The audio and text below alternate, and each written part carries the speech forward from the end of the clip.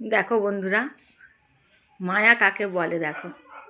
এ দেখো শীতেতে সে হাত দিয়ে দিয়ে দিদিকে ডাকলো, ডেকে চুপ করে কম্বলের ভিতর কেমন ঢুকে পড়েছে। আর আমি ডাকছি কিছুতেই বেরোচ্ছে না, খাওয়ার জন্য ডাকছি তাও বেরোচ্ছে না, চুপ করে দিদির কোলেতে গরমে বসে আছে। দেখতে পাচ্ছ?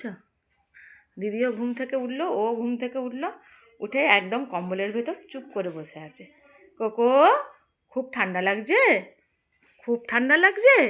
তুমি বাইরে বেরোতে পারছো না? খুব শীত পাচ্ছে, খাওয়া দাওয়া কিছু হবে না? হ্যাঁ, চুপ করে দিদির কোলে বসে থাকবে?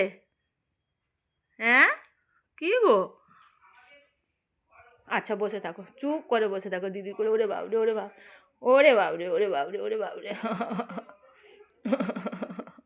ঘুমিয়ে পড়ছে গো গরমে, চুপ করে দিদির কাছে বসে থাকো। দেখছো, এই অবলা প্রাণীগুলোকে যত তোমরা ভালোবাসবে তত আরও বেশি ওরা মায়া দেবে। দেখতে পাচ্ছ? দেখো।